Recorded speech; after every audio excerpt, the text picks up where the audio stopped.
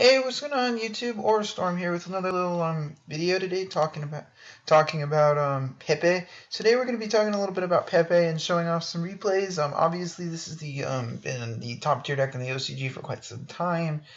So I wanted to have a little discussion, show off some replays of what the deck can do. This is pretty similar, or I think it might be word for word for Lithium's list that he used in one of his videos. So um, without the with I mean the whole deck is just obnoxiously consistent. Being able to like search counter traps with Ariande basically means that you don't even have to play Rafflesia anymore. And the only issue I noticed so far in testing is that the deck loses pretty hard to lose a turn, but that's where Eccentric and your side deck kind of comes into play. Outside of Floodgates, like lose one turn, the deck doesn't really lose very often, and it typically just out resources most opponents. So with that out of that way, let's go ahead and get to the replays.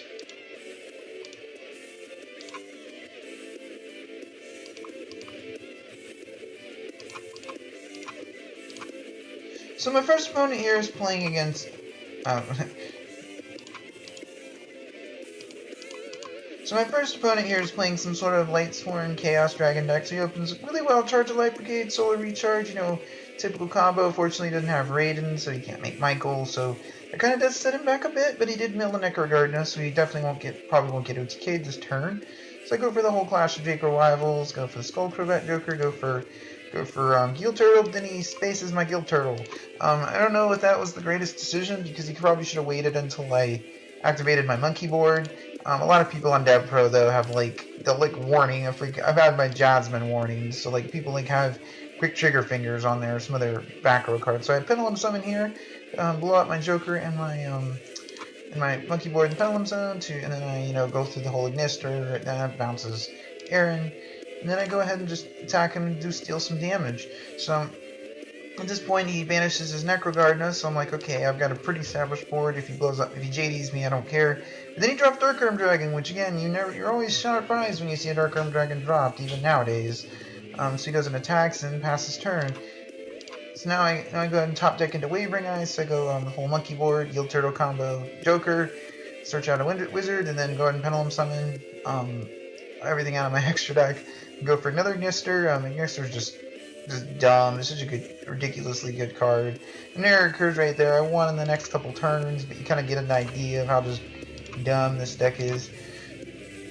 Alright, so game number 2, I'm playing against a kind of an odd Melodious build with some fairy support, but he's going to go ahead and go for the whole monkey board, Joker, Eccentric, and Pastor. And the reason I didn't go for Guild Turtle is because I felt like I could just search out whatever I needed it next turn. Wavering Eyes, I was going to kind of debate what my opponent's playing. So I went ahead and called one in case I was playing Infernoids, but I'm playing it when he goes Honest. I'm like, okay, maybe he's playing Cosmos, but he's actually playing Melodious, which if you're playing the high level ones, like Reasoning's definitely not a bad, tech card. But anyways, he goes and attacks and clears my board, deals a pretty good amount of damage, goes and pass turns back to me. So I go ahead and Wavering Eyes and search out my Luster Pendulum, my Wizard, and then go ahead and Pendulum Summon everything back. So at this point, I pretty much can clear his board. I go ahead and activate Wizard first, then I activate Eccentric, effect, and pop his Maestra, then I arc his 23, I can't remember that one's name, Sonata, I think. I don't remember a lot of the Melodious names. Anyway, I have the notice in case he tries to honest me next turn, so he goes and special summons the Soprano, then pitches a Heatros to search out another Valhalla, and then activates Transmodify. And then he goes and attacks my monster. Now, he probably thinks he's safe because this monster, when Elegy is special summoned, can't be destroyed by card effects, so I can't destroy her with Eccentric, which does put me in a bit of a pickle, but I can go ahead and normal summon Joker, then go ahead and Pendulum Summon Eccentric, and then I realize I can't destroy it, so just go straight for Infinity, because I feel like there was not really, I could have Castelled it just as well, but just the safer play was go into Infinity and attack for game.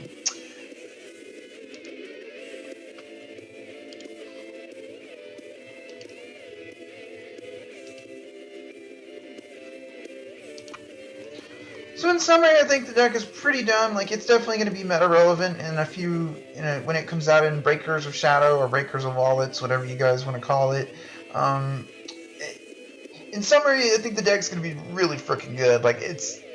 the scary thing about looking at the OCG list is most of the decks run over there run 42 to 45 cards, and that's like Necros level of consistency. It's one thing in a Shadal deck where you're like, there's so much deck thinning with Squamata and Construct, back when Construct was at 3, to be able to run 43 cards, but running 45 cards and still staying consistent without like a large graveyard engine is just nutty.